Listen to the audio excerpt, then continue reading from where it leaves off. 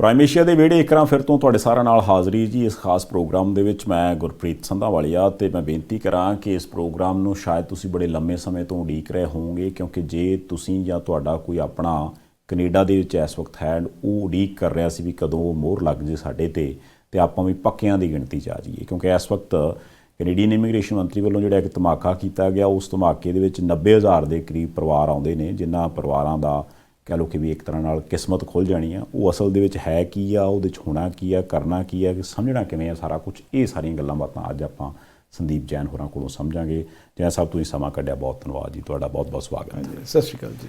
ਜੈਨ ਸਾਹਿਬ, ਪਹਿਲਾਂ ਤਾਂ ਬੇਨਤੀ ਇਹ ਹੈ ਕਿ ਵੀ ਜਿਹੜਾ ਕੈਨੇਡੀਅਨ ਇਮੀਗ੍ਰੇਸ਼ਨ ਵੱਲੋਂ ਧਮਾਕਾ ਹੋਇਆ ਅਤੇ 90,000 ਦੇ ਕਰੀਬ ਪਰਿਵਾਰਾਂ ਦੀ ਗੱਲ ਹੈ। 90,000 ਤਾਂ ਆਪਾਂ ਕਹਿਣ ਨੂੰ ਆਪਾਂ ਪੰਜਾਬੀ ਬੋਲੀ 'ਚ ਕਹਿ ਲਈਏ ਵੀ ਲੱਖ ਦੇ ਕਰੀਬ ਪਰਿਵਾਰ, ਇਹ ਹੈ ਕੀ ਆ, ਪਹਿਲਾਂ ਸਮਝਾਓ।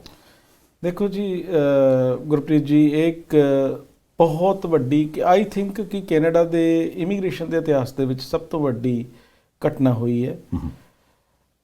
ਕੋਵਿਡ ਦੀ ਮਹਾਮਾਰੀ ਦੇ ਦੌਰਾਨ ਗਵਰਨਮੈਂਟ ਨੇ ਇੱਕ ਚੀਜ਼ ਪੂਰੀ ਤਰ੍ਹਾਂ ਡਿਸਾਈਡ ਕੀਤੀ, ਕਿਉਂਕਿ ਗਵਰਨਮੈਂਟ ਨੇ ਕੋਟਾ ਬਣਾਇਆ ਸੀ ਪਹਿਲਾਂ ਕਿ ਅਸੀਂ ਹਰ ਸਾਲ 4 ਲੱਖ ਤੋਂ ਲੈ ਕੇ 4.5 ਲੱਖ ਨਵਾਂ ਇਮੀਗ੍ਰੈਂਟ ਬਣਾਉਣਾ ਜੀ। ਕੋਵਿਡ ਦੇ ਕਰਕੇ ਟਰੈਵਲ ਰਿਸਟ੍ਰਿਕਸ਼ਨਸ ਨੇ, ਸਰਕਾਰ ਫਸ ਗਈ, ਪਾਰਲੀਮੈਂਟ ਦੇ ਵਿੱਚ ਮਤਾ ਪਾਸ ਹੋਇਆ ਕਿ ਇੰਨੇ ਬੰਦੇ ਅਸੀਂ ਪਾਸ ਕਰਵਾਉਣੇ ਆ। ਉਸ ਚੀਜ਼ ਨੂੰ ਇਹਨਾਂ ਦੇ ਕੋਲ ਕੋਈ ਰਾਹ ਨਹੀਂ ਸੀ ਜੀ। ਇੱਧਰੋਂ ਆਪਾਂ ਸੁਣਿਆ ਹੋਣਾ ਕਿ ਵੀ ਆਪਾਂ ਵੀ ਇੱਥੇ ਇੱਕ ਲਹਿਰ ਸੀ ਪੰਜਾਬੀਆਂ ਵੱਲੋਂ ਜਿਹੜੇ ਕੈਨੇਡਾ ਦੇ ਵਿੱਚ ਹੈਗੇ ਨੇ, ਕਿ ਜਿਹੜੇ ਕੈਨੇਡਾ ਪਹੁੰਚ ਗਏ ਨੇ ਜੀ ਇਹਨਾਂ ਨੂੰ ਪੱਕੇ ਕਰੋ ਪਹਿਲਾਂ। ਬਿਲਕੁਲ ਸਹੀ। ਇਹ ਐਗਜ਼ੈਕਟਲੀ ਮਿਨਿਸਟਰ ਨੇ ਅੱਜ ਉਹੀ ਅਨਾਉਂਸ ਕੀਤਾ ਕਿ ਜਿਹੜੀ ਬਹੁਤ ਵੱਡੀ ਤਾਦਾਦ ਹੈ, ਬਹੁਤ ਸਾਰੇ ਉਹ ਵਾਲੇ ਲੋਕ ਜਿਹੜੇ ਕਿਤੇ ਨਾ ਕਿਤੇ ਕੈਨੇਡੀਅਨ ਮਾਪਦੰਡਾਂ ਦੇ ਕਾਫੀ ਕਲੋਜ਼ ਨੇ, ਕੈਨੇਡਾ ਨੂੰ ਉਹਨਾਂ ਦੀ ਆਉਣ ਵਾਲੇ ਟਾਈਮ ਦੇ ਵਿੱਚ ਲੋੜ ਹੈ, ਬਾਹਰੋਂ ਬੰਦੇ ਨਾ ਲਿਆ ਕੇ ਉਹਨਾਂ ਨੇ ਇੱਥੇ ਜਿਹੜੇ ਬੰਦੇ ਹੈਗੇ ਆ ਉਹਨਾਂ ਨੂੰ ਪੱਕੇ ਕਰਨ ਦੀ ਕੋਸ਼ਿਸ਼ ਕੀਤੀ ਹੈ ਜੀ। ਓਕੇ, ਅਤੇ ਇਹ ਜਿਹੜੀ ਐਡੀ ਵੱਡੀ ਗਿਣਤੀ ਸਾਹਮਣੇ ਆਈ ਆ, ਪਹਿਲਾਂ ਤਾਂ ਇਹ ਦੱਸੋ ਕਿ ਵੀ ਇਹਦੇ ਨਾਲ ਕਿੰਨੇ ਕੁ ਲੋਕਾਂ ਨੂੰ ਫਾਇਦਾ ਹੋ ਸਕਦਾ, ਅਤੇ ਇਹਦੇ ਵਿੱਚ ਜਦੋਂ ਆਪਾਂ ਗਾਂਹ ਸਬ ਕੈਟਾਗਰਾਈਜ਼ ਕਰਦੇ ਹਾਂ ਉਹ ਕੀ ਹਿਸਾਬ ਕਿਤਾਬ, ਕਿਉਂਕਿ ਕਈ ਘੁੰਡੀਆਂ ਹੋਣਗੀਆਂ, ਸਿੱਧਾ ਤਾਂ ਹੋਊਗਾ ਨਹੀਂ। ਮੈਂ ਪ੍ਰਾਈਮ ਏਸ਼ੀਆ ਦੇ ਮਾਧਿਅਮ ਰਾਹੀਂ ਨਾ, ਮੈਂ ਪਹਿਲਾਂ ਵੀ ਆਪਣੀਆਂ 2 ਇੰਟਰਵਿਊਜ਼ ਦੇ ਵਿੱਚ ਇਹ ਚੀਜ਼ਾਂ ਮੈਂ ਸਾਰੀਆਂ ਪਹਿਲਾਂ ਮੈਂ ਦੱਸੀਆਂ, ਆ ਪ੍ਰੈਡਿਕਟ ਮੈਂ ਪਹਿਲਾਂ ਵੀ ਕੀਤੀਆਂ ਹੋਈਆਂ ਸੀ ਕਿ ਕਿਹੜੀਆਂ ਕੈਟਾਗਰੀਜ਼ ਨੇ ਜਿਹੜੀਆਂ ਅਸੈਂਸ਼ੀਅਲ ਨੇ, ਕਿਹੜੀਆਂ ਕੈਟਾਗਰੀਜ਼ ਜਿਹੜੀਆਂ ਮੇਨ ਕੈਟਾਗਰੀ ਜਿਨ੍ਹਾਂ ਦੀ ਸੰਭਾਵਨਾ ਜ਼ਿਆਦਾ ਹੈਗੀ ਹੈ। ਸਭ ਤੋਂ ਪਹਿਲਾਂ ਗੁਰਪ੍ਰੀਤ ਜੀ ਜਿਹੜੀ ਕੈਟਾਗਰੀ ਹੈ ਉਹ ਹੈ ਇੰਟਰਨੈਸ਼ਨਲ ਸਟੂਡੈਂਟਸ ਦੀ। ਜਿਵੇਂ ਕਿ ਆਪਾਂ ਜਾਣਦੇ ਹਾਂ ਕਿ ਪੰਜਾਬ ਦੇ ਵਿੱਚ ਆਲਮੋਸਟ ਹਰ ਪਿੰਡ 'ਚੋਂ ਅਤੇ ਹਰ ਘਰ 'ਚੋਂ ਜਿਨ੍ਹਾਂ ਦੇ ਥੋੜ੍ਹੇ ਬਹੁਤੇ ਦਾਣੇ ਪੁੱਗਦੇ ਆ ਜਾਂ ਨਹੀਂ ਵੀ ਪੁੱਗਦੇ, ਅਗਲੇ ਨੇ ਪਹਿਲੀ ਵੇਚ ਕੇ ਕੁਛ ਕਰਕੇ ਨਿਆਣਾ ਆਪਣਾ ਇੱਧਰ ਨੂੰ ਭੇਜਿਆ ਜੀ। ਹੁਣ ਖੁਸ਼ਖਬਰੀ ਵਾਲੀ ਗੱਲ ਕੀ ਹੈ ਕਿ ਜਿਹੜਾ ਨਿਆਣਾ ਇੱਥੇ ਆਇਆ, ਪੜ੍ਹ ਕੇ ਜਿੰਨੇ ਵਰਕ ਪਰਮਿਟ ਲਿੱਤਾ, ਪੜ੍ਹਾਈ ਉਹਨੇ ਕੀਤੀ ਆਪਣੇ ਕਿਸੇ ਵੀ ਪਬਲਿਕ ਸਕੂਲ ਦੇ ਵਿੱਚ ਜਾਂ ਕਿਸੇ ਪ੍ਰਾਈਵੇਟ ਸਕੂਲ ਦੇ ਵਿੱਚ ਜਿੱਥੇ ਕਿ ਉਹਨੂੰ ਪੋਸਟ ਗ੍ਰੈਜੂਏਟ ਵਰਕ ਪਰਮਿਟ ਮਿਲਦਾ ਜੀ, ਜਾਂ ਕਿਊਬਿਕ ਪ੍ਰੋਵਿੰਸ ਦੇ ਵਿੱਚ ਕਿਸੇ ਵੀ ਪ੍ਰਾਈਵੇਟ ਸਕੂਲ ਦੇ ਵਿੱਚ ਜਿੱਥੇ ਵਰਕ ਪਰਮਿਟ ਮਿਲਦਾ, ਉਹ ਸਾਰੇ ਜਿਹੜੇ ਬੱਚੇ ਨੇ ਇਸ ਦੌਰਾਨ 40,000 ਦੀ ਗਿਣਤੀ ਹੈ ਭਾਈ ਸਾਹਿਬ, ਵਿਚ is a very big out of 90,000 ਜਿਹੜੀ ਆਪਾਂ ਗੱਲ ਕਰ ਰਹੇ ਹਾਂ। ਉਹ 40,000 ਬੱਚਾ ਜਿਹੜਾ ਹੈਗਾ ਜਾਂ ਜਿਹੜਾ ਪਰਿਵਾਰ ਹੈਗਾ, ਉਹ ਪਰਿਵਾਰ ਦੇ ਵਿੱਚ ਮੈਂ ਦੱਸ ਦੇਵਾਂ ਕਿ ਉਹਨਾਂ ਦੀ ਜੇ ਕੋਈ ਮੈਰਿਡ ਹੈ ਅਤੇ ਉਹਨਾਂ ਦੇ 22 ਸਾਲ ਤੋਂ ਘੱਟ ਬੱਚੇ, ਉਹ ਸਾਰੇ ਜਿਹੜੇ ਹੈਗੇ ਉਹ ਸਾਰੇ ਵਿਦਿਆਰਥੀ ਜਿਹੜੇ ਨੇ, ਜਿਹੜੇ ਪੜ੍ਹ ਕੇ ਇਸ ਵੇਲੇ ਕੰਮ ਕਰ ਰਹੇ ਨੇ, ਉਹ ਪੱਕੇ ਹੋਣਗੇ ਜੀ। ਸਭ ਤੋਂ ਇੰਪੋਰਟੈਂਟ ਜਿਹੜੀ ਗੱਲ ਕੀ ਹੈ ਕਿ ਇਹਦਾ ਫਰਕ ਕੀ ਹੈ, ਇਹ ਜਾਣਨਾ ਬਹੁਤ ਫਰਕ ਜ਼ਰੂਰੀ ਹੈ। 13 ਫਰਵਰੀ ਨੂੰ 27,000 ਐਪਲੀਕੇਸ਼ਨਾਂ ਚੱਕੀਆਂ ਸੀਗੀਆਂ, ਉਹਦੇ ਨਾਲੋਂ ਹੁਣ ਕੀ ਫਰਕ ਪੈ ਗਿਆ, ਬਿਹਤਰ ਕੀ ਹੋਇਆ? ਉਹਦੇ ਵਿੱਚ ਕੈਨੇਡੀਅਨ ਐਕਸਪੀਰੀਅੰਸ ਕਲਾਸ ਦੇ ਵਿੱਚ 12 ਮਹੀਨੇ ਕੰਮ ਕਰਨ ਦੀ ਲੋੜ ਸੀ ਕੈਨੇਡਾ ਦੇ ਵਿੱਚ, ਪਲੱਸ ਕੰਮ ਵੀ ਜਿਹੜਾ ਕਰਨਾ ਸੀ ਆਪਾਂ ਸਕਿਲਡ ਪੋਜੀਸ਼ਨ ਦੇ ਉੱਪਰ ਕੰਮ ਕਰਨਾ ਸੀ। ਹੁਣ ਇਹਦੇ ਵਿੱਚ ਸਰਕਾਰ ਨੇ ਕੀ ਕੀਤਾ ਕਿ ਵੀ ਤੁਹਾਨੂੰ 12 ਮਹੀਨੇ ਦੀ ਲੋੜ ਨਹੀਂ ਹੈ, ਨੰਬਰ 1। ਨੰਬਰ 2, ਤੁਹਾਨੂੰ ਕੋਈ ਵੀ ਆਕੂਪੇਸ਼ਨ ਤੁਸੀਂ ਕੰਮ ਕਰਦੇ ਹੋ ਕੈਨੇਡਾ ਦੇ ਵਿੱਚ ਤੁਹਾਡਾ ਹੋਣਾ ਲਾਜ਼ਮੀ ਹੈ, ਪ੍ਰਿੰਸੀਪਲ ਐਪਲੀਕੈਂਟ ਦਾ ਹੋਣਾ ਲਾਜ਼ਮੀ ਹੈ, ਲੀਗਲ ਸਟੇਟਸ ਹੋਣਾ ਲਾਜ਼ਮੀ ਹੈ। 3rd, ਉਹਨੇ ਆਇਲਸ ਦੇ ਵਿੱਚੋਂ 5 ਬੈਂਡ ਕੀਤੇ ਹੋਣ ਬੱਚੇ ਨੇ, ਉਹ ਜਿਹੜਾ ਐਪਲੀਕੈਂਟ ਹੈ ਉਹਨੇ ਪੱਕਾ ਹੋਣਾ ਜੀ। ਬਿਲਕੁਲ ਸਹੀ। ਮੈਂ ਇੱਕ ਵਾਰ ਫਿਰ ਦੱਸ ਦਿਆਂ ਜੀ ਕਿ ਜਿਹੜਾ ਵੀ ਅਸੀਂ ਇਸ ਵਕਤ ਗੱਲ ਕਰਦੇ ਪਏ ਹਾਂ, ਇਹ ਇੱਕ ਨਵੀਂ ਅਨਾਊਂਸਮੈਂਟ ਜਿਹੜੀ ਕਿ ਕੈਨੇਡੀਅਨ ਗਵਰਨਮੈਂਟ ਵੱਲੋਂ ਕੀਤੀ ਗਈ ਹੈ, ਉਹਦੇ ਵਿੱਚ ਹੈ ਕਿ 90,000 ਦੇ ਕਰੀਬ ਪਰਿਵਾਰ ਪੱਕੇ ਹੋਣੇ ਆ। ਜੈਨ ਸਾਹਿਬ ਆਪਾਂ ਨੂੰ ਡਿਟੇਲ ਦੇ ਵਿੱਚ ਦੱਸ ਰਿਹਾ, ਜਿਹਦੇ ਵਿੱਚੋਂ ਅਪਰੋਕਸੀਮੇਟਲੀ ਅੱਧੇ ਯਾਨੀ ਕਿ 40,000 ਦੇ ਕਰੀਬ ਤਾਂ ਸਟੂਡੈਂਟ ਵੀਜ਼ੇ ਵਾਲੇ ਨੇ, ਸਟੂਡੈਂਟ ਵੀਜ਼ੇ ਦੀ ਜਦੋਂ ਆਪਾਂ ਗੱਲ ਕਰਦੇ ਜੈਨ ਸਾਹਿਬ, ਤੇ ਇਹਦਾ ਮਤਲਬ ਇਹ ਹੋ ਗਿਆ ਕਿ ਵੀ ਉਹਨਾਂ ਕੋਲੇ ਵਰਕ ਪਰਮਿਟ ਹੋਣਾ ਜ਼ਰੂਰੀ ਆ, ਤੇ ਉਹ ਵਰਕ ਪਰਮਿਟ ਕਿਹੋ ਜਿਹਾ ਹੋਣਾ ਜ਼ਰੂਰੀ ਆ? ਮਤਲਬ ਪੜ੍ਹਾਈ ਉਹਨਾਂ ਨੇ ਕੰਪਲੀਟ ਕੀਤੀ ਹੋਵੇ। ਕੈਨੇਡਾ ਦੇ ਵਿੱਚ ਜਦੋਂ ਆਪਾਂ ਸਟੂਡੈਂਟ ਇੱਥੇ ਪੜ੍ਹਦਾ ਜੀ, ਜਦੋਂ ਉਹਨੇ ਬਹੁਤ ਸਾਰੇ ਪ੍ਰੋਗਰਾਮ ਉਹ ਨੇ ਜਿਹੜੇ ਸਰਕਾਰੀ ਅਦਾਰੇ ਨੇ ਜਾਂ ਜਿਹੜੇ ਪ੍ਰਾਈਵੇਟ ਕਾਲਜਸ ਨੇ, ਜਿਹੜੇ ਡਿਗਰੀ ਇੰਪਾਰਟਿੰਗ ਇੰਸਟੀਟਿਊਸ਼ਨ ਨੇ, ਜਿੱਥੇ ਅੱਗੇ ਜਾ ਕੇ ਡਿਗਰੀ ਦੇ ਵਿੱਚ ਉਹਨਾਂ ਦੀ ਪੜ੍ਹਾਈ ਨੂੰ ਕਨਵਰਟ ਕਰ ਸਕਦੇ ਆ, ਉਹ ਵਾਲੇ ਇੰਸਟੀਟਿਊਸ਼ਨ ਦੇ ਵਿੱਚ ਪੋਸਟ ਗ੍ਰੈਜੂਏਟ ਵਰਕ ਪਰਮਿਟ ਮਿਲਦਾ। ਸਰਕਾਰ ਨੇ ਸਰਕਾਰ ਦੀ ਇਹ ਪਾਲਿਸੀ ਰਹੀ ਹੈ ਇਸ ਕੋਵਿਡ ਦੇ ਦੌਰਾਨ ਕਿ ਜਿਹੜਾ ਸਟੂਡੈਂਟ ਇੱਥੇ ਆ ਗਿਆ ਜੀ, ਉਹ ਤੁਹਾਡੇ ਲਈ ਸਭ ਤੋਂ ਪ੍ਰਾਈਮ ਕੈਂਡੀਡੇਟ ਆ ਪੱਕੇ ਹੋਣ ਦੇ ਲਈ। ਬਿਲਕੁਲ ਸਹੀ। ਕਿਉਂਕਿ ਕਾਰਨ ਹੈ ਕਿ ਉਹਨੇ ਕੈਨੇਡੀਅਨ ਐਜੂਕੇਸ਼ਨ ਲਿੱਤੀ ਹੈ, ਕੈਨੇਡਾ ਦਾ ਤੌਰ ਤਰੀਕਾ ਰਹਿਣ ਦਾ ਉਹ ਪਤਾ, ਲੈਂਗੁਏਜ ਹੈਗੀ ਆ ਉਹਦੇ ਕੋਲ, ਤੇ ਕੰਮ ਕਰਦਾ ਪਿਆ। ਹੁਣ ਜਿਹੜਾ ਬੰਦੇ ਨੇ ਪੜ੍ਹਾਈ ਕੰਪਲੀਟ ਕਰ ਲਈ, ਮੰਨ ਲਓ ਕਿ ਅੱਜ 3 ਮਹੀਨੇ ਪਹਿਲਾਂ ਕਿਸੇ ਨੇ ਆਪਣੀ ਪੜ੍ਹਾਈ ਕੰਪਲੀਟ ਕੀਤੀ ਤੇ ਵਰਕ ਪਰਮਿਟ ਉਹਦੇ ਕੋਲ ਆ ਗਿਆ ਤੇ ਉਹ ਕੰਮ ਕਰਦਾ ਪਿਆ। ਕੰਮ ਚਾਹੇ ਉਹ ਕੋਈ ਵੀ ਕਿਸੇ ਕਿਸਮ ਦਾ ਕੰਮ ਕਰਦਾ ਹੋਵੇ, ਚਾਹੇ ਉਹ ਜੈਨੀਟੇਰੀਅਲ ਸਰਵਿਸਿਜ਼ ਦੇ ਵਿੱਚ ਹੋਵੇ, ਕੰਮ ਕਰਦਾ ਹੋਇਆ ਹੋਵੇ, ਉਹਦੇ ਤੋਂ ਕੋਈ ਕੰਡੀਸ਼ਨ ਇਹ ਨਹੀਂ ਹੈਗੀ ਕਿ ਵੀ ਉਹਨੇ ਕੋਈ ਸਕਿਲਡ ਜੋਬ ਉਹਦੇ ਕੋਲ ਹੋਣੀ ਚਾਹੀਦੀ, ਕੋਈ ਸੁਪਰਵਾਈਜ਼ਰ ਹੋਣਾ। ਨੋ, ਕਿਸੇ ਵੀ ਕੈਟਾਗਰੀ 'ਚ ਕੰਮ ਕਰਦਾ ਹੋਵੇ ਉਹਨੇ ਆਪਣੀ ਫਾਈਲ ਪਾਣੀ ਹੈ, ਤੇ ਜੇ ਉਹ 40,000 ਐਪਲੀਕੇਸ਼ਨ ਦੇ ਲਈ ਕੀਤੀ ਗਈ ਹੈ, ਫਸਟ ਕਮ ਫਸਟ ਬੇਸਿਸ ਦੇ ਉੱਪਰ ਫਾਈਲਾਂ, ਪ੍ਰਾਇਓਰਟੀ ਦੇ ਆਧਾਰ ਦੇ ਉੱਪਰ ਫਾਈਲਾਂ ਲਿੱਤੀਆਂ ਜਾਣੀਆਂ। ਜੋ ਉਹਦੀ ਫਾਈਲ ਪਿਕ ਹੋ ਜਾਂਦੀ ਹੈਗੀ ਹੈ ਤੇ ਉਹ ਪੱਕਾ ਹੋ ਸਕਦਾ ਜੀ ਐਪਲੀਕੈਂਟ। ਬਿਲਕੁਲ। ਅੱਛਾ, ਇਹਦੇ ਲਈ ਜਦੋਂ ਹੁਣ ਆਪਾਂ ਤੁਸੀਂ ਇਹ ਤਾਂ ਦੱਸ ਦਿੱਤਾ ਕਿ ਵੀ ਜਿਹੜੇ 40,000 ਦੇ ਕਰੀਬ ਸਟੂਡੈਂਟ ਉਹਨਾਂ ਨੂੰ ਬੈਨੀਫਿਟ ਹੋਣਾ, ਪਰ ਜੇ ਹੁਣ ਮੰਨ ਲਓ ਕਿ ਵੀ ਇਸ ਵਕਤ ਬਹੁਤ ਸਾਰੇ ਲੋਕਾਂ ਦੇ ਸਵਾਲ ਦੇ ਵਿੱਚ ਦਿਮਾਗ ਦੇ ਵਿੱਚ ਸਵਾਲ ਆਏਗਾ ਕਿ ਯਾਰ ਅਸੀਂ ਪੜ੍ਹਾਈ ਦੇ ਜਮਾਂ ਐਂਡ 'ਤੇ ਹਾਂ ਜੀ, ਅਸੀਂ ਵਰਕ ਪਰਮਿਟ ਦੇ ਲਈ ਅਪਲਾਈ ਕੀਤਾ ਜੀ, ਅਸੀਂ ਆਇਲਸ ਜਿਹੜੀ ਹੈ ਜੀ ਉਹ ਅਜੇ ਪਿਛਲੀ ਜਿਹੜੀ ਸੀਗੀ ਉਹ ਸਾਡੇ ਕੋਲੇ ਹੈ ਨਹੀਂ ਗੀ, ਹੁਣ ਅਸੀਂ ਕਰਨੀ ਸੀ, ਜਾਂ ਸਾਡੇ ਕੋਲੇ ਇੰਨਾ ਕੁ ਸਮਾਂ ਰਹਿ ਗਿਆ। ਉਹ ਟੈਕਨੀਕਲ ਘੁੰਡੀਆਂ ਕਿੰਨੀਆਂ ਕੁ ਨੇ ਜਿਹੜੀਆਂ ਤੁਹਾਨੂੰ ਲੱਗਦਾ ਵੀ ਤੰਗ ਕਰ ਸਕਦੀਆਂ? ਦੇਖੋ, ਕਿ ਉਹ ਅਸੈਸਮੈਂਟ ਤੋਂ ਬਾਅਦ ਪਤਾ ਲੱਗੂ ਕੇਸ ਵਾਈਜ਼? ਨਹੀਂ, ਇਸ ਤਰ੍ਹਾਂ ਨਹੀਂ ਹੈ। ਦੇਖੋ, ਸਭ ਤੋਂ ਪਹਿਲਾਂ ਜਿਹੜੇ ਪ੍ਰੀ ਰੈਕੁਇਜ਼ਿਟ ਨੇ, ਕੋਈ ਵੀ ਐਪਲੀਕੇਸ਼ਨ ਲਗਾਉਣੀ ਹੈ, ਪ੍ਰੀ ਰੈਕੁਇਜ਼ਿਟ ਆਪਾਂ ਨੂੰ ਪੂਰੇ ਕਰਨੇ ਪੈਣੇ ਆ। ਪਹਿਲੀ ਗੱਲ ਕੀ ਹੈ ਕਿ ਪੜ੍ਹਾਈ ਕੰਪਲੀਟ ਕਰਨ ਤੋਂ ਬਾਅਦ ਵਰਕ ਪਰਮਿਟ ਤੁਹਾਡੇ ਕੋਲ ਹੋਣਾ ਚਾਹੀਦਾ ਜੀ, ਨੰਬਰ 1। ਨੰਬਰ 2, ਤੁਹਾਡੇ ਕੋਲ ਆਇਲਸ ਕੀਤਾ ਹੋਣਾ ਚਾਹੀਦਾ। 5 ਬੈਂਡ ਨੇ, ਆਇਲਸ ਹੋਵੇ ਜਾਂ ਸੈਲਪਿਪ ਹੋਵੇ, ਦੋ ਟੈਸਟ ਇਸ ਪਰਪਸ ਦੇ ਲਈ ਗਵਰਨਮੈਂਟ ਵੱਲੋਂ ਨਿਰਧਾਰਿਤ ਕੀਤੇ ਹੈਗੇ ਆ। ਇਹਨਾਂ ਟੈਸਟਾਂ ਦੇ ਵਿੱਚੋਂ ਹੁਣ ਅੱਜ ਕੀ ਹੋਇਆ ਕਿ ਜੇ ਅੱਜ ਜਦੋਂ ਦੇਖਿਆ ਕਿ ਵੀ ਦੁਨੀਆ ਸਾਰੀ ਟੁੱਟ ਕੇ ਪੈ ਗਈ ਆਇਲਸ ਵਾਲੇ ਬੰਨੇ, ਹਾਂ, ਕਿਉਂਕਿ ਜਿਹਦੇ ਕੋਲ ਨਹੀਂ ਹੈਗੀ ਪਹਿਲਾਂ, ਤੇ ਆਇਲਸ ਦੀ ਜਿਹੜੀ ਵੈਬਸਾਈਟ ਉਹ ਕ੍ਰੈਸ਼ ਹੋ ਗਈ, ਚੱਲ ਨਹੀਂ ਸੀ ਰਹੀ ਸੈਲਪਿਪ ਵਾਲੇ। ਸੋ ਕਹਿਣ ਦਾ ਮਤਲਬ ਕੀ ਹੈ ਕਿ ਜੀ 6 ਤਰੀਕ ਨੂੰ ਜਦੋਂ ਇਹ ਖੁੱਲ੍ਹਣੀ ਹੈ ਕੈਟਾਗਰੀ, ਜਦੋਂ ਇਹ ਆਨਲਾਈਨ ਐਪਲੀਕੇਸ਼ਨਸ ਜਾਣੀਆਂ, ਜਦੋਂ ਇਹ ਖੁੱਲ੍ਹੇਗੀ ਉਦੋਂ ਉਸੇ ਵੇਲੇ ਆਪਾਂ ਨੂੰ ਐਪਲੀਕੇਸ਼ਨਾਂ ਜਿਹੜੀਆਂ 40,000 ਐਪਲੀਕੇਸ਼ਨਾਂ ਪਹਿਲਾਂ ਉੱਥੇ ਹੋ ਜਾਣਗੀਆਂ। ਇਹਦੇ ਬਾਰੇ ਹਲੇ ਕਿਉਂਕਿ ਅੱਜ ਹੀ ਇਹ ਅਨਾਉਂਸਮੈਂਟ ਹੋਈ ਹੈ, ਕੁਝ ਘੰਟੇ ਪਹਿਲਾਂ ਅਨਾਉਂਸਮੈਂਟ ਹੋਈ ਹੈਗੀ ਹੈ, ਤੇ ਇਹਦੇ ਵਿੱਚ ਕਿਸ ਤਰ੍ਹਾਂ ਆਨਲਾਈਨ ਐਪਲੀਕੇਸ਼ਨ ਲੈਣਗੇ ਇਹ ਆਉਣ ਵਾਲੇ ਕੁਝ ਦਿਨਾਂ ਦੇ ਵਿੱਚ ਜਾਣਕਾਰੀ ਹੋਏਗੀ। ਔਰ ਮੇਰਾ ਖਿਆਲ ਹੈ ਕਿ ਮੈਂ ਪ੍ਰਾਈਮ ਮਿਨਿਸਟਰ ਤੇ ਦੁਬਾਰਾ ਆ ਕੇ ਤੁਹਾਨੂੰ ਇਹਦੇ ਬਾਰੇ ਜਾਣਕਾਰੀ ਦੇਵਾਂਗਾ ਤੁਹਾਡੇ ਦਰਸ਼ਕਾਂ ਨੂੰ ਕਿ ਆਪਾਂ ਕਿਸ ਤਰ੍ਹਾਂ ਇਹਦੇ ਵਿੱਚ ਫਾਈਲਾਂ ਕਰਨੀਆਂ। ਪਰ ਹਲੇ ਹਦਾਇਤ ਇਹ ਹੈ ਤੁਹਾਡੇ ਮਾਧਿਅਮ ਦੇ ਜ਼ਰੀਏ ਕਿ ਜੇਕਰ ਕਿਸੇ ਨੇ ਆਪਣਾ ਆਇਲਸ ਕੰਪਲੀਟ ਨਹੀਂ ਕੀਤਾ ਹੋਇਆ ਜਾਂ ਸੈਲਪਿਪ ਨਹੀਂ ਕੀਤਾ ਹੋਇਆ, ਉਹ ਅਪਲਾਈ ਕਰੋ, ਕਿਉਂਕਿ 5 CLB ਚਾਹੀਦਾ। ਜਿਹੜਾ ਸਟੂਡੈਂਟ ਇੱਥੇ ਕੈਨੇਡਾ 'ਚ ਪੜ੍ਹਿਆ ਹੈਗਾ ਉਹਨੂੰ ਇਹਦੇ 'ਚ ਦਿੱਕਤ ਨਹੀਂ ਆਣੀ। ਇੱਕ ਚੀਜ਼ ਹੋਰ, ਕਿਉਂਕਿ ਅਜੇ ਜਿੱਦਾਂ ਤੁਸੀਂ ਹੁਣੇ ਇਸ਼ਾਰਾ ਕੀਤਾ ਕਿ ਆਈ ਥਿੰਕ ਮਈ ਦੇ ਵਿੱਚ ਇਹ ਸ਼ੁਰੂ ਹੋਣਾ ਕੰਮ, 6 ਮਈ ਨੂੰ ਸ਼ੁਰੂ ਹੋਣਾ ਜੀ, ਤੇ 5 ਨਵੰਬਰ ਤੱਕ 6 ਮਹੀਨੇ ਦੇ ਲਈ ਇਹ ਚੱਲਣਾ ਹੈਗਾ। ਫਸਟ ਕਮ ਫਸਟ ਬੇਸਿਸ ਦੇ ਉੱਪਰ ਹੈਗਾ। ਪਹਿਲੀਆਂ 40,000 ਐਪਲੀਕੇਸ਼ਨਾਂ ਚੱਕਣਗੇ ਜੀ। ਤੇ ਜੇ ਮੰਨ ਲਓ ਕਿ ਵੀ ਜੇ ਕਿਸੇ ਕੋਲੇ ਆਇਲਸ ਹੈਗੀ ਆ ਤੇ ਉਹਨੇ ਆਪਣਾ ਰਿਜ਼ਲਟ ਆਇਆ ਸੀ, ਵਰਕ ਪਰਮਿਟ ਅਜੇ ਉਹਨੂੰ ਮਿਲਣਾ, ਜੇ ਇਹਨਾਂ ਦਿਨਾਂ ਦੇ ਵਿੱਚ ਉਹ ਸਾਰੇ ਕਾਗਜ਼ ਜਿਹੜੇ ਤੁਸੀਂ ਦੱਸ ਰਹੇ ਹੋ ਕਿ ਵਰਕ ਪਰਮਿਟ ਵੀ ਹੋਵੇ, ਆਇਲਸ ਵੀ ਹੋਵੇ ਜਾਂ ਸੈਲਪਿਪ ਹੋਵੇ, ਤਾਂ ਫਿਰ ਗੱਲ ਬਣ ਸਕਦੀ ਹੈ? ਬਿਲਕੁਲ ਬਣੇਗੀ ਜੀ ਗੱਲ ਉਹਨਾਂ ਦੀ। ਓਕੇ, ਔਰ ਉਹ ਕੰਮ ਕਰਦੇ ਹੋਣੇ ਚਾਹੀਦੇ ਆ ਜੀ। ਦੂਜਾ ਕੀ ਹੈਗਾ ਕਿ ਦੇ ਹੈਵ ਟੂ ਡੈਮੋਨਸਟ੍ਰੇਟ ਕਿ ਉਹ ਕੈਨੇਡਾ 'ਚ ਕੰਮ ਕਰਦੇ ਪਏ ਆ।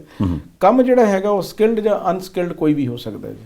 ਕੋਈ ਮਤਲਬ ਉਹ ਕੋਈ ਸ਼ਰਤ ਨਹੀਂ ਹੈ ਕਿ ਤੁਸੀਂ ਫਲਾਨੀ ਕੈਟਾਗਰੀ 'ਚ ਹੋਣੇ ਚਾਹੀਦੇ। ਨੋ। ਅੱਛਾ, ਇਹਦੇ 'ਚ ਇੱਕ ਚੀਜ਼ ਮੈਨੂੰ ਹੋਰ ਦੱਸਿਓ ਕਿ ਵੀ ਇਹਦੇ ਜਿਹੜੇ ਪਰਿਵਾਰ ਦੇ ਮੈਂਬਰ ਹੋਣਗੇ ਉਹਨਾਂ ਦਾ ਕੀ ਹਿਸਾਬ ਕਿਤਾਬ ਹੈ? ਜਿਵੇਂ ਮੈਂ ਆਪ ਜੀ ਨੂੰ ਦੱਸਿਆ ਜੀ ਕਿ ਜਿਹੜੀ ਡਿਪੈਂਡੈਂਟ ਪਰਿਵਾਰ ਹੈ, ਡਿਪੈਂਡੈਂਟ ਦੇ ਵਿੱਚ ਜੇ ਉਹ ਮੈਰਿਡ ਹੈ ਉਹ ਵੀ ਇੱਧਰ ਹੀ ਹੋਣਾ ਚਾਹੀਦਾ।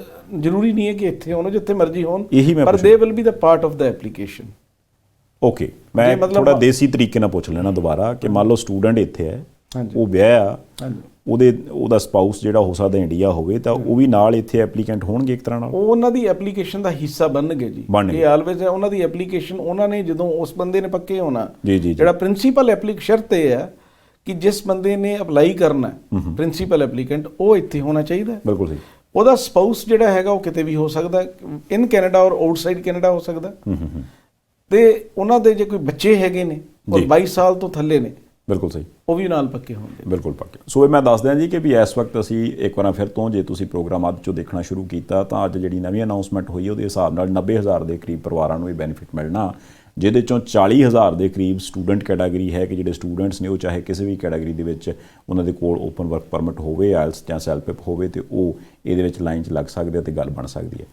ਅੱਛਾ, ਇਹ ਤਾਂ ਹੋ ਗਿਆ ਜੀ 40,000, 90,000 'ਚੋਂ ਤੁਸੀਂ ਗਿਣ ਦਿੱਤਾ, ਬਾਕੀ 50 ਕਿਹੜੇ ਨੇ? ਸਰ ਇਹ ਵੀ ਇੱਕ ਸਰਕਾਰ ਨੇ, ਜਿਵੇਂ ਮੈਂ ਆਪ ਜੀ ਨੂੰ ਪਹਿਲਾਂ ਦੱਸਿਆ ਕਿ ਜਿਹੜੇ ਅਸੈਂਸ਼ੀਅਲ ਆਕੂਪੇਸ਼ਨ, ਮਿਨਿਸਟਰ ਨੇ ਇਸ਼ਾਰਾ ਕੀਤਾ ਸੀ ਸਾਨੂੰ 2 ਦਿਨ ਪਹਿਲਾਂ, ਥੋੜਾ ਇਸ਼ਾਰਾ ਹੋਇਆ ਸੀ ਓਟਵਾ ਤੋਂ ਕਿ ਕੁਝ ਇਸ ਤਰ੍ਹਾਂ ਦਾ ਕਰਨ ਜਾ ਰਹੀ ਹੈ। ਅਸੈਂਸ਼ੀਅਲ ਆਕੂਪੇਸ਼ਨ ਗਵਰਨਮੈਂਟ ਨੇ ਕੈਟਾਗਰਾਈਜ਼ ਕੀਤਾ ਹੈ ਇਸ ਕੋਵਿਡ ਦੇ ਦੌਰਾਨ ਕਿ ਇਹ ਵਾਲੇ ਆਕੂਪੇਸ਼ਨ ਜਿਹੜੇ ਨੇ ਉਹ ਅਸੈਂਸ਼ੀਅਲ ਨੇ। ਉਹਦੇ ਵਿੱਚ ਇੱਕ ਲਿਸਟ ਹੈ, ਮੈਂ ਬਰੀਫਲੀ ਤੁਹਾਨੂੰ ਦੱਸਾਂਗਾ ਉਹਦੇ ਬਾਰੇ ਵੀ। ਉਹ ਜਿਹੜੇ ਅਸੈਂਸ਼ੀਅਲ ਆਕੂਪੇਸ਼ਨ ਦੇ ਵਿੱਚ ਇਹਨਾਂ ਨੇ 2 ਕੈਟਾਗਰੀਆਂ ਬਣਾ ਦਿੱਤੀਆਂ। ਇੱਕ ਕੈਟਾਗਰੀ ਤਾਂ ਹੈਗੀ ਜੀ ਹੈਲਥ ਕੇਅਰ ਵਰਕਰ, ਓਕੇ ਜੀ। ਦੂਜੀ ਜਿਹੜੀ ਹੈਗੀ ਜਿਹੜੇ ਬਾਕੀ ਦੇ essential worker. Health care worker ਦੇ ਵਿੱਚ 20,000 ਐਪਲੀਕੇਸ਼ਨਾਂ ਉਹਦੇ ਚੋਂ ਲੈਣੀਆਂ ਨੇ ਸਿੱਧੀਆਂ, ਜਿਹੜੇ ਬਾਕੀ ਰਹਿ ਗਏ ਉਹਦੇ ਚੋਂ 30,000 ਐਪਲੀਕੇਸ਼ਨਾਂ ਅਲੱਗ ਹੋਣਗੀਆਂ। ਓਕੇ। ਕੈਟਾਗਰੀਆਂ ਜਿਵੇਂ ਹੈਲਥ ਕੇਅਰ ਦੇ ਵਿੱਚ ਤਾਂ ਜਿਵੇਂ nursing aid, personal care attendant, ਜਿੰਨੇ ਵੀ ਇਹ ਵਾਲੀਆਂ ਕੈਟਾਗਰੀਆਂ ਨੇ ਉਹਦੇ ਵੇਲੇ ਵਿੱਚ ਬੰਦੇ ਆ ਜਾਣੇ ਆ। ਇਹਦੇ ਵਿੱਚ ਇੱਕ ਸ਼ਰਤ ਹੈ, ਜਿਹੜਾ ਮਰਜ਼ੀ ਉਹਨਾਂ ਦੇ ਕੋਲ ਵਰਕ ਪਰਮਿਟ ਹੋਵੇ, ਚਾਹੇ ਓਪਨ ਵਰਕ ਪਰਮਿਟ ਹੋਵੇ, ਚਾਹੇ EMPLOYER ਸਪੈਸੀਫਿਕ ਵਰਕ ਪਰਮਿਟ ਹੋਵੇ ਜਿਹੜਾ LMIA ਦੇ ਆਧਾਰਿਤ ਹੁੰਦਾ ਜੀ ਜੀ, ਉਹਦੇ ਵਿੱਚ ਪਹਿਲੀ ਕੈਟਾਗਰੀ ਦੇ ਵਿੱਚ ਵਿਦਿਆਰਥੀਆਂ ਵਾਲੀ ਵਿੱਚ ਕੰਡੀਸ਼ਨ ਨਹੀਂ ਸੀ ਟਾਈਮ ਦੀ। ਇਹਦੇ ਵਿੱਚ ਕੰਡੀਸ਼ਨ ਹੈ ਕਿ 12 ਮਹੀਨੇ ਕੈਨੇਡਾ ਦੇ ਵਿੱਚ ਕੰਮ ਕਰਦੇ ਹੋਣੇ ਚਾਹੀਦੇ ਆ, ਐਕਸਪੀਰੀਅੰਸ ਹੋਣਾ ਚਾਹੀਦਾ ਅਪਰੋਕਸੀਮੇਟ 12 ਮਹੀਨੇ ਕੰਮ ਕਰਦੇ ਹੋਣੇ ਚਾਹੀਦੇ ਆ। ਤੇ ਆਇਲਸ ਜਿਹੜਾ ਹੈਗਾ ਉਹਦੇ 'ਚ ਜਿਹੜੇ ਆਪਣਾ ਅਸੈਂਸ਼ੀਅਲ ਆਕੂਪੇਸ਼ਨ ਦੇ ਵਿੱਚ 4 ਬੈਂਡ ਹੋਣੇ ਚਾਹੀਦੇ ਆ ਜੀ, CLB 4 ਹੋਣੇ ਚਾਹੀਦੇ ਆ ਜੀ, ਕੈਨੇਡੀਅਨ ਲੈਂਗੁਏਜ ਬੈਂਚਮਾਰਕ 4 ਹੋਣਾ ਚਾਹੀਦਾ ਜੀ ਜੀ। ਇਹਦੇ ਵਿੱਚ ਜਿਹੜੇ ਹੁਣ ਆਕੂਪੇਸ਼ਨ ਨੇ, ਸਭ ਤੋਂ ਪਹਿਲਾਂ ਪੰਜਾਬ ਤੋਂ ਬਹੁਤ ਸਾਰੇ ਆਪਣੇ ਜਿਹੜੇ ਭਰਾ ਭੈਣਾਂ ਨੇ ਫਾਰਮ ਵਰਕਰ, ਜਿਹੜੇ 12 ਮਹੀਨਿਆਂ ਤੋਂ ਕੰਮ ਕਰ ਰਹੇ ਨੇ ਜੀ ਕੈਨੇਡਾ ਦੇ ਵਿੱਚ, farm worker, nursery worker, construction worker. ਅੱਛਾ ਜੀ, ਠੀਕ ਹੈ ਜੀ। ਇਹ ਮੈਂ ਉਹ ਤੁਹਾਨੂੰ ਕੈਟਾਗਰੀਆਂ ਪਹਿਲਾਂ ਦੱਸਾਂਗਾ ਕਿ ਵੀ ਜਿਨ੍ਹਾਂ ਦਾ ਵਿਚਾਰਿਆਂ ਦਾ ਕਿਤੇ ਕੁਝ ਨਹੀਂ ਸੀ ਬਣਦਾ। ਫਿਰ ਟਰੱਕ ਡਰਾਈਵਰ, ਸਾਡੇ ਕੋਲ BC ਦੇ ਵਿੱਚ ਪ੍ਰੋਗਰਾਮ ਸੀ ਜਾਂ ਪ੍ਰੋਵਿੰਸ਼ੀਅਲ ਪ੍ਰੋਗਰਾਮ ਸੀ, truck driver, dump truck driver. ਹੁਣ ਇਹ ਉਹ ਆਕੂਪੇਸ਼ਨ ਨੇ ਜਿਹ 'ਚ ਪੰਜਾਬੀ ਇੰਡੀਆ ਤੋਂ, ਪੰਜਾਬ ਤੋਂ ਆ ਕੇ ਇੱਥੇ ਆ ਕੇ ਮੇਨ ਆਕੂਪੇਸ਼ਨਸ 'ਚ ਕੰਮ ਕਰਦੇ ਨੇ ਜੀ। ਇਹ ਸਾਰੇ ਆਕੂਪੇਸ਼ਨ ਉਹਦੇ ਵਿੱਚ ਆ ਗਏ ਨੇ ਜੀ। ਹੁਣ ਟਰੱਕ ਡਰਾਈਵਰ ਆਪਣੇ ਮੇਰੇ ਹਿਸਾਬ ਦੇ ਨਾਲ ਕਿ ਵੀ ਆਪਣਾ ਜਿਹੜਾ ਪੰਜਾਬੀ ਹੈ BC ਦੀ ਜਾਂ ਅਲਬਰਟ, ਮਤਲਬ ਮੇਜਰ ਕੰਟਰੀਬਿਊਸ਼ਨ ਹੈ ਜੀ ਟਰੱਕ ਡਰਾਈਵਰਾਂ ਦੀ ਆਪਣੇ ਪੰਜਾਬੀਆਂ ਦੀ ਉਹਦੇ ਵਿੱਚ। ਉਹ ਬੰਦੇ ਇਹਦੇ ਵਿੱਚ ਆਉਣਗੇ। ਫਾਰਮਾਂ ਦੇ ਵਿੱਚ ਤੁਸੀਂ ਚਲੇ ਜਾਓ, ਹੁਣ BC ਦੇ ਵਿੱਚ ਫਾਰਮ ਲੈਂਡ ਬਹੁਤ ਜ਼ਿਆਦਾ ਹੈਗੀ ਹੈ। ਕੁਝ ਸੀਜ਼ਨਲ ਵਰਕਰ ਨੂੰ ਛੱਡ ਕੇ ਆਪਣੇ ਪੰਜਾਬੀਆਂ ਦੇ ਕੋਲ ਆਪਾਂ ਜਿਹੜੇ ਇੱਥੇ ਰਹਿ ਰਹੇ ਹਾਂ ਕਈ ਸਾਲਾਂ ਤੋਂ, ਆਪਣੇ ਕੋਲ ਕਾਫੀ ਵੱਡੀਆਂ ਲੈਂਡਸ ਨੇ, ਪੰਜਾਬੀ ਉੱਥੇ ਕੰਮ ਕਰਦੇ ਨੇ। ਜਿਹੜੇ ਬੰਦੇ ਲੀਗਲੀ 12 ਮਹੀਨੇ ਤੋਂ ਕੰਮ ਕਰ ਰਹੇ ਨੇ ਜੀ ਫਾਰਮ 'ਚ ਵੀ, ਫਾਰਮ ਦੇ ਵਿੱਚ, ਤੇ ਜਿਨ੍ਹਾਂ ਕੋਲ 4 ਬੈਂਡ ਹੈਗੇ ਨੇ, ਐਜੂਕੇਸ਼ਨ ਦਾ ਉਹਨਾਂ ਨੇ ਕੋਈ ਇਹਦੇ ਵਿੱਚ ਉਹ ਨਹੀਂ ਰੱਖਿਆ, ਉਹ ਆਪਣੀ ਪੱਕੀ ਐਪਲੀਕੇਸ਼ਨ ਪਾ ਸਕਦੇ ਨੇ। ਅੱਛਾ ਜੀ। ਉਹ ਵੀ ਫਸਟ ਕਮ ਫਸਟ ਸਰਵ ਦੇ ਬੇਸਿਸ, ਉਹ ਵੀ ਫਸਟ ਕਮ ਫਸਟ ਸਰਵ ਬੇਸਿਸ ਦੇ ਉੱਪਰ ਜੀ 30,000 ਐਪਲੀਕੇਸ਼ਨ ਚੱਕਣੀ ਹੈ ਉਹਦੇ 'ਚ। ਉਹਦੇ ਵਿੱਚ ਇੱਕ ਹੋਰ ਕੈਟਾਗਰੀ ਹੈ ਜੀ ਮੀਟ ਪ੍ਰੋਸੈਸਿੰਗ ਵਰਕਰ। ਅਸੀਂ ਉਹਦੇ 'ਚ ਉਹਨਾਂ ਦਾ ਐਗਰੀ ਫੂਡ ਪਾਇਲਟ ਪ੍ਰੋਗਰਾਮ ਅਲੱਗ ਚੱਲ ਰਿਹਾ, ਪਰ ਜੋ ਕਿ ਮੀਟ ਦੀਆਂ ਫੈਕਟਰੀਆਂ 'ਚ ਵੀ ਕੰਮ ਕਰਨ ਵਾਲੇ ਵਰਕਰ ਨੇ ਉਹ ਵੀ ਉਹਦੇ ਵਿੱਚ ਆ ਜਾਣਗੇ। ਫਿਰ ਗੈਸ ਸਟੇਸ਼ਨਾਂ ਦੇ ਉੱਪਰ ਕੰਮ ਕਰਨ ਵਾਲੇ ਜੀ, ਗੈਸ ਸਟੇਸ਼ਨ ਅਟੈਂਡੈਂਟ, ਜਿਹੜਾ ਕੋਈ ਤੇਲ ਪਾਉਣ ਵਾਲਾ ਬੰਦਾ ਜਾਂ ਕੋਈ ਕੈਸ਼ੀਅਰ ਲੱਗਾ ਹੋਇਆ, ਰਿਟੇਲ ਸੇਲਸ ਦੇ ਵਿੱਚ ਕੈਸ਼ੀਅਰ ਲੱਗਾ ਹੋਇਆ, ਉਹ ਵੀ ਸਾਰੇ ਜਿਹੜੇ ਬੰਦੇ ਨੇ ਉਹ ਅਸੈਂਸ਼ੀਅਲ ਆਕੂਪੇਸ਼ਨਸ 'ਚ ਆਉਂਦੇ ਨੇ, ਉਹ ਵੀ ਪੱਕੇ ਹੋਣਗੇ ਜੀ। ਬਿਲਕੁਲ ਸਹੀ। ਅੱਛਾ, ਹੁਣ ਇਹ ਜਿਹੜੀ ਲਿਸਟ ਹੈ ਇਹ ਲੰਮੀ ਚੌੜੀ ਲਿਸਟ ਹੋਏਗੀ, ਪਰ ਇਹ ਸਾਰੇ ਕੁਛ ਨੂੰ ਹੁਣ ਜਾਣਨ ਦੇ ਲਈ ਫਿਰ ਤੁਹਾਡੇ ਨਾਲ ਹੀ ਸੰਪਰਕ ਕਰਨਾ ਪਊ ਜਾਂ ਹੋਰ ਵੀ ਕੋਈ ਤਰੀਕਾ ਹੈਗਾ? ਨਹੀਂ, ਦੇਖੋ ਜੀ, ਗਵਰਨਮੈਂਟ ਦੀ ਵੈਬਸਾਈਟ ਅਵੇਲੇਬਲ ਹੈ cic.gc.ca ਜੀ, ਤੇ ਬਾਕੀ ਐਕਮੀ ਵੀਜ਼ਾ ਸੋਲੂਸ਼ਨ ਦੇ ਦੁਨੀਆ ਭਰ 'ਚ ਆਫਿਸਿਸ ਨੇ। ਤੋ ਮੈਂ ਆਪ ਆਪਣਾ ਜਿਹੜਾ ਵੈਂਕੂਵਰ ਸਰੀ ਦੇ ਵਿੱਚ ਜਿਹੜਾ ਸਾਡਾ ਆਫਿਸ ਹੈ, ਮੈਂ ਆਪ ਉੱਥੇ ਹੁੰਨਾ। ਸਾਡੇ ਸਰੀ ਜਾਂ ਕਿਉਂਕਿ ਇਹ ਕੈਨੇਡਾ ਦੇ ਵਿੱਚ ਪ੍ਰੋਗਰਾਮ ਹੈ, ਇਨ ਕੈਨੇਡਾ ਕਲਾਸ ਹੈ। ਸਾਡੇ ਕੈਨੇਡਾ ਦੇ ਵਿੱਚ ਜਿਹੜੇ ਨੰਬਰ ਹੈ ਸਾਡੇ ਕੋਲ, ਮਲਟੀਪਲ ਲਾਈਨਸ ਨੇ, ਉਹਦੀਆਂ ਨੰਬਰ ਤੁਹਾਡੇ ਕੋਲ ਡਿਸਪਲੇ ਹੋ ਰਿਹਾ ਹੈਗਾ, ਉੱਤੇ ਕੰਟੈਕਟ ਕਰ ਸਕਦੇ ਆ, ਸਾਨੂੰ ਈਮੇਲ ਕਰ ਸਕਦੇ ਹੈਗੇ ਆ। ਸੋ ਅਸੀਂ ਇਹ ਪਲਾਨ ਕਰ ਰਹੇ ਹਾਂ ਆਉਣ ਵਾਲੇ ਕੁਝ ਦਿਨਾਂ ਦੇ ਵਿੱਚ ਹੈਲਪਲਾਈਨ 24 ਆਵਰ ਖੁੱਲ੍ਹੀ ਰਹੇਗੀ। ਦੇਖੋ, ਇੱਕ ਮੈਂ ਚੀਜ਼ ਇਹਦੇ 'ਚ ਗੁਰਪ੍ਰੀਤ ਜੀ ਮੈਂ ਮੇਨ ਦੱਸਣਾ ਚਾਹੁੰਦਾ ਜੀ, ਉਹ ਇਹ ਹੈ, ਇਹਦੇ ਵਿੱਚ time is an essence in this program. ਜੀ ਜੀ ਜੀ। ਇਹ ਇੱਕ ਪਾਇਲਟ ਪ੍ਰੋਗਰਾਮ ਆਇਆ ਹੈਗਾ ਕੋਵਿਡ ਦੇ ਦੌਰਾਨ। ਪਬਲਿਕ ਪੋਲਿਸੀ ਮਿਨਿਸਟਰ ਦੇ ਕੋਲ ਹੱਕ ਹੈ ਕਿ ਉਹ ਇੱਕ ਪਬਲਿਕ ਪੋਲਿਸੀ ਕਿਸੇ ਵੇਲੇ ਅਨਾਊਂਸ ਕਰ ਸਕਦਾ ਹੈ। ਆਪਣੀ ਇਮੀਗ੍ਰੇਸ਼ਨ ਡਿਪਾਰਟਮੈਂਟ ਨੂੰ ਚਲਾਉਣ ਦੇ ਲਈ, ਉਹ ਪਾਲਿਸੀ ਆਪਣੀ ਪਾਵਰ ਨੂੰ ਯੂਜ਼ ਕਰਕੇ ਲੈ ਕੇ ਆਏ ਨੇ ਜੀ। ਇਹਦੇ ਵਿੱਚ ਜਿਵੇਂ ਤੁਸੀਂ ਸਮਝਦੇ, ਜਿਵੇਂ ਮੈਂ ਤੁਹਾਨੂੰ ਬਾਅਦ 'ਚ ਕੈਟੇਗਰੀਆਂ ਗਿਣਾਈਆਂ ਨੇ, ਤਕਰੀਬਨ 70-80 ਆਕੂਪੇਸ਼ਨਸ ਨੇ ਜੀ, ਜਿਹੜੇ ਲੋਕ ਨੇ ਜਿਹੜੇ ਲਿਸਟਡ ਨੇ, ਔਰ ਬਹੁਤ ਸਾਰੀ ਜਨਤਾ ਜਿਹੜੀ ਹੈ ਇਹਨਾਂ ਆਕੂਪੇਸ਼ਨਸ ਦੇ ਵਿੱਚ ਕੰਮ ਕਰ ਰਹੀ ਹੈ ਔਰ ਹੋ ਸਕਦਾ ਉਹ ਐਲੀਜੀਬਲ ਹੋਵੇ। ਸੋ ਇਹਦੇ 'ਚ ਸਭ ਤੋਂ ਪਹਿਲਾਂ ਜਿਹੜੀ ਜ਼ਰੂਰੀ ਚੀਜ਼ ਹੈ ਕਿ ਸਾਨੂੰ ਜਾਂ ਜਿੱਥੇ ਵੀ ਕਿਸੇ ਨੇ ਵੀ ਕੈਂਡੀਡੇਟ ਨੇ ਸੰਪਰਕ ਕਰਨਾ ਹੈਗਾ, ਜੇ ਸਾਡੀਆਂ ਸੇਵਾਵਾਂ ਲੈਣਾ ਚਾਹੁੰਦੇ ਨੇ, ਕਿਉਂਕਿ ਸਾਡੇ ਕੋਲ ਇੱਕ ਬਹੁਤ ਵੱਡੀ ਟੀਮ ਹੈ, ਸਾਨੂੰ ਸੰਪਰਕ ਕਰਨ। ਅਸੀਂ ਇਮੀਡੀਏਟਲੀ ਫਾਈਲ ਨੂੰ ਅਸੈਸ ਕਰਕੇ ਜਿਹੜੀ ਚੈੱਕਲਿਸਟ ਹੈ ਜੋ ਵੀ ਡਾਕੂਮੈਂਟਸ ਦੀ, ਅਸੀਂ ਪ੍ਰਪੇਅਰ ਕਰਵਾ ਲੈਣੀ ਹੈ ਜੀ। ਮੈਂ ਆਪਣੀ ਟੀਮ ਨੂੰ ਅੱਜ ਸਵੇਰੇ ਮੀਟ ਕਰਕੇ ਮੈਂ ਇਹਨਾਂ ਨੂੰ ਦੱਸਿਆ ਆਪਣੇ ਇੰਡੀਆ ਵਿੱਚ ਸਾਡਾ ਪ੍ਰੋਸੈਸਿੰਗ ਵੀ, ਇਹਨਾਂ ਨੂੰ ਜਿਹੜੀਆਂ ਐਪਲੀਕੇਸ਼ਨਸ ਨੇ 6 ਤਰੀਕ ਤੱਕ ਤੁਸੀਂ ਇਹਨਾਂ ਨੂੰ ਤਿਆਰ ਕਰਕੇ ਰੱਖੋ। ਬਿਲਕੁਲ ਠੀਕ। ਤਾਂ ਕਿ ਫਸਟ ਕਮ ਫਸਟ ਸਰਵ ਹੈ ਕਿ ਜਿਹੜਾ ਆਪਣਾ ਕਲਾਇੰਟ ਹੈ ਉਹਨੂੰ ਆਪਾਂ ਪਹਿਲ ਦੀ ਆਧਾਰ ਦੇ ਉੱਪਰ ਆਪਾਂ ਰਜਿਸਟਰ ਕਰ ਸਕੀਏ। ਬਿਲਕੁਲ ਠੀਕ। ਹਾਂਜੀ। ਅੱਛਾ, ਮੈਂ ਇੱਕ ਵਾਰ ਫਿਰ ਤੋਂ ਕਿਉਂਕਿ ਮੈਨੂੰ ਇਹ ਹੈ ਕਿ ਵੀ ਇਹ ਜਿਹੜੀ ਵੀ ਚੀਜ਼ ਤੁਸੀਂ ਜਿੱਦਾਂ ਦੱਸਿਆ ਕਿ ਵੀ ਬਹੁਤ ਵੱਡੀ ਅਨਾਊਂਸਮੈਂਟ ਹੈ, ਹਰੇਕ ਬੰਦਾ ਉਹਦੇ ਵਿੱਚ ਕਾਹਲ ਚਾਹੁੰਦਾ ਕਿ ਯਾਰ ਫਟਾਫਟ ਮੈਨੂੰ ਵੀ ਪਤਾ ਲੱਗੇ ਕਿ ਮੇਰਾ ਉਹਦੇ 'ਚ ਕੁਝ ਬਣ ਸਕਦਾ ਕਿ ਨਹੀਂ ਬਣ ਸਕਦਾ। ਕਿਹੜੀ ਐਸੀ ਚੀਜ਼ ਹੈ ਜਿਹੜੀ ਚੀਜ਼ ਬੰਦੇ ਨੂੰ ਪਹਿਲਾਂ ਆਪਣੇ ਤੌਰ ਦੇ ਉੱਪਰ ਐਨਾਲਿਸਿਸ ਕਰ ਲੈਣੀ ਚਾਹੀਦੀ ਹੈ ਆਪਣੀ ਇਹਨਾਂ ਗੱਲਾਂ ਨੂੰ ਸੁਣ ਕੇ, ਤੁਹਾਡੇ ਨਾਲ ਜਾਂ ਕਿਸੇ ਹੋਰ ਨਾਲ ਵੀ ਸੰਪਰਕ ਕਰਨ ਤੋਂ ਪਹਿਲਾਂ? ਦੇਖੋ ਜੀ, ਕਿਸੇ ਵੇਲੇ ਹੁੰਦਾ ਨਾ ਵੀ ਆਪਣੇ ਕਾਗਜ਼ ਫਰੋਲ ਲਓ ਭਾਈ, ਫਿਰ ਨਾ ਕੋਈ ਦੱਸਿਆ। ਹਾਂਜੀ, ਦੋ ਚੀਜ਼ਾਂ ਦਾ ਆਪਾਂ ਦੋ ਪ੍ਰੋਗਰਾਮ, ਇੱਕ ਤੀਸਰੀ ਪਾਲਿਸੀ ਹੋਰ ਹੈ ਜਿਹੜੀ ਕਿ ਬਰੀਫ ਹੈ, ਉਹਦੇ ਵਿੱਚ ਫ੍ਰੈਂਚ ਰਿਕੁਆਇਰਮੈਂਟ ਹੈ। ਮੈਨੂੰ ਲੱਗਦਾ ਹੈ ਕਿ ਵੀ ਆਪਣੇ ਪੰਜਾਬੀ ਬਹੁਤ ਘੱਟ ਨੇ ਜਿਨ੍ਹਾਂ ਨੂੰ ਫ੍ਰੈਂਚ ਆਉਂਦੀ ਹੈ ਜੀ। ਬਟ ਮੈਂ ਇੱਕ ਭਾਈ ਸਾਹਿਬ ਤੁਹਾਨੂੰ ਇਹ ਦੱਸਾਂ ਗੱਲ ਕਿ ਵੀ ਜਿਹੜੀ ਤਾਂ ਪਹਿਲੀ ਕੈਟੇਗਰੀ ਹੈ, ਕਾਗਜ਼ ਫਰੋਲਣ ਦਾ ਮਤਲਬ ਕੀ ਹੈ ਕਿ ਬੰਦਾ ਪਹਿਲਾਂ ਇਹ ਚੈੱਕ ਕਰੇ ਕਿ ਉਹ ਕੈਨੇਡਾ ਦੇ ਵਿੱਚ ਪੜ੍ਹਿਆ ਜੀ, ਪੜ੍ਹਾਈ ਉਹਦੀ ਜਿਹੜੀ ਹੈਗੀ ਹੈ 2 ਸਾਲ ਦੀ ਹੋਣੀ ਚਾਹੀਦੀ ਹੈ ਮਿਨੀਮਮ।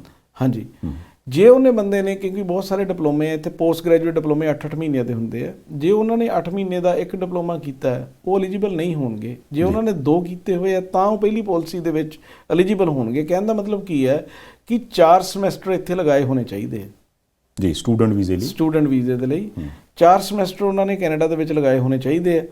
ਉਹ ਜਿਨ੍ਹਾਂ ਦੇ ਕੋਲ ਹੈਗੇ ਉਹਨੂੰ ਇੱਕ ਲੀਗਲ ਚੈੱਕ ਕਰਨ, ਦੂਜਾ ਚੈੱਕ ਕਰਨ ਕਿ ਵੀ ਉਹਨਾਂ ਨੇ ਕਿਹੜੇ ਸਕੂਲ ਕਾਲਜ ਤੋਂ ਕੀਤੀ, ਕਿ ਉਹ ਪ੍ਰਾਈਵੇਟ ਸੀ ਜਾਂ ਪਬਲਿਕ ਸੀ, ਉਹਨਾਂ ਨੂੰ ਕਿਵੇਂ ਉਹਨਾਂ ਨੇ ਉਹਨਾਂ ਕੋਲ ਪਰਮਿਟ ਕਿਹੜਾ। ਸੈਕਿੰਡ, ਉਹਨਾਂ ਦੇ ਕੋਲ ਪੋਸਟ ਗ੍ਰੈਜੂਏਟ ਵਰਕ ਪਰਮਿਟ ਹੋਣਾ ਚਾਹੀਦਾ, ਕਿਉਂਕਿ ਸਟੂਡੈਂਟ ਵੀਜ਼ਾ ਉਹਨਾਂ ਦਾ ਖਤਮ ਹੋਣਾ ਚਾਹੀਦਾ ਜੀ। ਸਟੂਡੈਂਟ ਵੀਜ਼ਾ ਤੋਂ ਬਾਅਦ ਉਹਨਾਂ ਨੂੰ ਪਰਮਿਟ ਮਿਲਿਆ ਹੋਣਾ ਚਾਹੀਦਾ ਹੈਗਾ, ਯਾਨੀ ਕਿ ਉਹਨਾਂ ਦੀ ਸਟੇਟਸ ਜਿਹੜਾ ਉਹ ਵਰਕ ਪਰਮਿਟ ਤੇ ਹੋਣਾ ਚਾਹੀਦਾ। ਹਾਂਜੀ। ਸੈਕਿੰਡ, ਉਹਨਾਂ ਦਾ ਜਿਹੜਾ ਲੈਂਗੁਏਜ ਦਾ ਜਿਹੜਾ ਉਹਨਾਂ ਦਾ ਸਕੋਰ ਹੈ ਉਹ CLB 5 ਚਾਹੀਦਾ ਉਹਨਾਂ ਦਾ ਜੀ। ਇਹ ਜਿਹੜੇ ਕਾਗਜ਼ ਨੇ ਜੇ ਉਹਨਾਂ ਕੋਲ ਹੈਗੇ ਨੇ ਤੇ ਦੈਨ ਦੈਟ ਮੀਨ ਕਿ ਉਹ ਅਪਲਾਈ ਕਰ ਸਕਦੇ। ਠੀਕ ਹੈ ਜੀ। ਜਿਹੜੀ ਸੈਕੰਡ ਜਿਹੜੀ ਕੈਟੇਗਰੀ ਹੈਗੀ ਹੈ ਉਹਦੇ ਵਿੱਚ ਸਾਲ ਦਾ ਐਕਸਪੀਰੀਅੰਸ, ਪਹਿਲਾਂ ਇੱਕ ਚੀਜ਼ ਮੰਨ ਕੇ ਚੱਲਣਾ ਕਿ ਤੁਹਾਡਾ 12 ਮਹੀਨੇ ਤੁਸੀਂ ਕੰਮ ਕੀਤਾ ਹੋਣਾ ਚਾਹੀਦਾ ਕੈਨੇਡਾ 'ਚ ਜੀ। ਬਹੁਤ ਸਾਰੇ ਫਾਰਮ ਵਰਕਰ ਵੀਰ ਨੇ ਜਿਹੜੇ ਕਿ ਪਰਮਿਟ ਲੈ ਲਿਆ, ਕੰਮ ਥੋੜ੍ਹੀ ਦੇਰ ਕੀਤਾ, ਕੰਮ ਨਹੀਂ ਕੀਤਾ ਫਿਰ। ਸੋ ਕਹਿਣ ਦਾ ਮਤਲਬ ਕੀ ਹੈ ਕਿ ਉਹਨਾਂ ਨੇ ਕੰਮ ਜਿਹੜਾ ਹੈਗਾ ਕੰਮ ਕੀਤਾ ਹੋਣਾ ਚਾਹੀਦਾ। ਨਹੀਂ, ਪਰ ਉਹਦੇ ਲਈ ਵੀ ਕੋਈ ਕਾਗਜ਼ ਉਹਦੇ 'ਚ 12 ਮਹੀਨੇ ਦੀ ਮੰਗਣਗੇ ਜੀ, ਕਿ 12 ਮਹੀਨੇ ਦੀਆਂ ਤੁਹਾਡੀਆਂ ਉਹ ਡਾਕੂਮੈਂਟ ਮੰਗਣਗੇ, ਪੇ ਸਲਿੱਪਾਂ ਮੰਗਣਗੇ, ਅਕਾਊਂਟ ਸਟੇਟਮੈਂਟਾਂ ਮੰਗ ਸਕਦੇ, ਤੁਹਾਡੀ T4 ਮੰਗ ਸਕਦੇ ਕਿ ਇੰਪਲੋਇਮੈਂਟ ਦੀ ਵੈਰੀਫਿਕੇਸ਼ਨ ਦੇ ਲਈ ਡਾਕੂਮੈਂਟ ਤੁਹਾਡੇ ਕੋਲ ਹੋਣੇ ਚਾਹੀਦੇ ਨੇ ਜੀ। ਬਿਲਕੁਲ ਸਹੀ। ਇਹ ਆ ਗਈ ਫਾਰਮ ਵਰਕਰਸ ਦੇ ਲਈ। ਜਿੱਦਾਂ ਤੁਸੀਂ ਇੱਕ ਹੈਲਥ ਕੇਅਰ ਦੇ ਵਿੱਚ ਕਿਹਾ, ਹੈਲਥ ਕੇਅਰ ਦੇ ਵਿੱਚ ਬਹੁਤ ਲੰਮੀ ਚੌੜੀ ਲਿਸਟ ਤੁਸੀਂ ਅਗਲੇ ਪਾਸੇ ਬਣਾ ਦਿੱਤੀ। ਹੁਣ ਉਹਦੇ ਵਿੱਚ ਵੀ ਕੋਈ ਸਪੈਸੀਫਿਕ ਗਾਂ ਸਬ ਕੈਟਾਗਰੀਜ਼ ਹੈਗੀਆਂ ਜਾਂ ਨਹੀਂ? ਦੇਖੋ, ਡਾਕਟਰ ਹੋ ਗਏ, ਨਰਸਿਸ ਹੋ ਗਈਆਂ, ਫਿਜ਼ੀਓਥੈਰੇਪਿਸਟ ਹੋ ਗਏ, ਇਹ ਸਾਰੀਆਂ ਕੈਟਾਗਰੀਜ਼ ਨੇ। ਸਭ ਤੋਂ ਜਿਹੜਾ ਸੌਖਾ ਕੰਮ ਹੈ ਜੀ ਉਹ ਹੈਗਾ ਜੀ ਨਰਸਿੰਗ ਏਡ, ਜਿਹਨਾਂ ਨੂੰ ਪਰਸਨਲ ਕੇਅਰ ਅਟੈਂਡੈਂਟ ਕਹਿੰਦੇ ਆ, ਜਿਹਨੂੰ ਕੇਅਰ ਗਿਵਰ ਕਹਿੰਦੇ ਆ ਜੀ। ਸੋ ਜਿਹੜੇ ਕੇਅਰ ਗਿਵਰ ਦੇ ਤੌਰ ਦੇ ਉੱਪਰ ਵੀ ਕੈਨੇਡਾ 'ਚ ਕੰਮ ਕਰ ਰਹੇ ਨੇ 12 ਮਹੀਨੇ ਤੋਂ, ਉਹ ਵੀ ਉਸ ਕੈਟਾਗਰੀ ਦੇ ਵਿੱਚ, ਜਿਨ੍ਹਾਂ ਦੀਆਂ ਦੂਜੀਆਂ ਫਾਈਲਾਂ ਨਹੀਂ ਲੱਗੀਆਂ ਜਾਂ ਕਿਸੇ ਨੈਨੀ ਕੈਟਾਗਰੀ ਦੇ ਵਿੱਚ ਕੋਈ ਕੋਟਾ ਫਿਲ ਹੋ ਗਿਆ ਜਾਂ ਕੋਈ ਇਸ ਤਰ੍ਹਾਂ ਦਾ, ਉਹ ਵੀ ਇਹਦੇ ਵਿੱਚ ਲਾਹਾ ਲੈ ਸਕਦੇ ਆ ਜੀ। ਓਕੇ। ਅੱਛਾ, ਇੱਕ ਚੀਜ਼ ਹੋਰ ਹੋ ਸਕਦਾ ਕਈਆਂ ਦੇ ਦਿਮਾਗ 'ਚ ਸਵਾਲ ਆਵੇ ਵੀ ਜਿਨ੍ਹਾਂ ਨੇ ਉਹ ਆਲਰੇਡੀ ਫਾਈਲ ਲਾਈ ਸੀਗੀ, ਉਹ ਵੀ ਦੁਬਾਰਾ ਇਸ ਕੈਟਾਗਰੀ ਦੇ ਵਿੱਚ ਫਾਈਲ ਲਾ ਸਕਦੇ ਕਿ ਨਹੀਂ ਲਾ ਸਕਦੇ? ਯੂਜੂਅਲੀ ਤਾਂ ਮੈਂ ਫਾਈਲਾਂ 2 ਲਗਾਉਣ ਦਾ ਕੋਈ ਬਹੁਤਾ ਫਾਇਦਾ ਤਾਂ ਨਹੀਂ ਹੁੰਦਾ, ਮਨ ਦੀ ਤਸੱਲੀ ਹੈ। ਔਰ ਆਪਾਂ ਇੱਕ, ਜੇ ਸਾਡੇ ਕੋਲ ਸਾਡਾ ਫਾਈਲ ਨੰਬਰ ਆਇਆ ਹੋਇਆ ਜੀ, ਫਾਈਲ ਕੰਪਲੀਟ ਆ, R10 ਮੀਟ ਕੀਤਾ ਹੋਇਆ ਕਿ ਵੀ ਫਾਈਲ ਕੰਪਲੀਟ ਹੈ ਤੁਹਾਡੀ, ਜਸਟ ਆਪਾਂ ਵੇਟ ਕਰ ਰਹੇ ਹਾਂ ਪ੍ਰੋਸੈਸਿੰਗ ਦੇ ਲਈ, ਤੇ ਬਹੁਤਾ ਕੋਈ ਫਾਇਦਾ ਨਹੀਂ ਹੈ ਲਗਾਉਣ ਦਾ ਦੂਜੀ ਫਾਈਲ ਦਾ। ਪਰ ਇਹ ਹੈ ਕਿਉਂਕਿ ਕਿਸੇ ਹੋਰ ਨੂੰ, ਭਾਈਬੰਦ ਨੂੰ ਮੌਕਾ ਮਿਲਣਾ ਚਾਹੀਦਾ ਹੈਗਾ ਕਿ ਵੀ ਉਹ ਨਾਲ ਆਪਣਾ ਪਰਿਵਾਰ ਸਮੇਤ ਪੱਕਾ ਹੋ ਸਕਦਾ। ਸੋ ਪਰ ਇਹ ਹੈ ਕਿ ਨੰਬਰ ਆਫ ਐਪਲੀਕੇਸ਼ਨ ਜੇ ਤੁਸੀਂ ਹੋਰ ਐਪਲੀਕੇਸ਼ਨ ਪਾਣੀ ਹੈ ਕੋਈ ਬਹੁਤਾ ਉਹਦਾ ਫਾਇਦਾ ਨਹੀਂ ਹੋਣਾ, ਤੁਸੀਂ ਇੱਕ ਪੋਜੀਸ਼ਨ ਬਲੌਕ ਕਰ ਰਹੇ ਹੋ। ਪੋਜੀਸ਼ਨ ਬਲੌਕ ਕਰ, ਮਤਲਬ ਇਸ ਤਰ੍ਹਾਂ ਨਹੀਂ ਕਰਨਾ ਚਾਹੀਦਾ। ਅੱਛਾ, ਆਪਣੇ ਕੋਲੇ ਆਖਰੀ 1.5 ਮਿੰਟ ਬਚਿਆ, ਕੋਈ ਗੱਲ ਮੈਂ ਪੁੱਛਣੀ ਭੁੱਲ ਗਿਆ ਹੋਵਾਂ, ਤੁਸੀਂ ਦੱਸਣੀ ਹੋਵੇ ਜ਼ਰੂਰ ਆਪਾਂ ਕਰੀਏ ਜੀ। ਦੇਖੋ ਜੀ, ਇੱਕ ਬਹੁਤ ਜਿਵੇਂ ਮੈਂ ਸਟਾਰਟਿੰਗ 'ਚ ਦੱਸਿਆ, ਕੈਨੇਡਾ ਦੀ ਹਿਸਟਰੀ ਦੇ ਵਿੱਚ ਇੱਕ ਰਿਮਾਰਕੇਬਲ ਅੱਜ ਇਵੈਂਟ ਹੋਈ ਹੈ।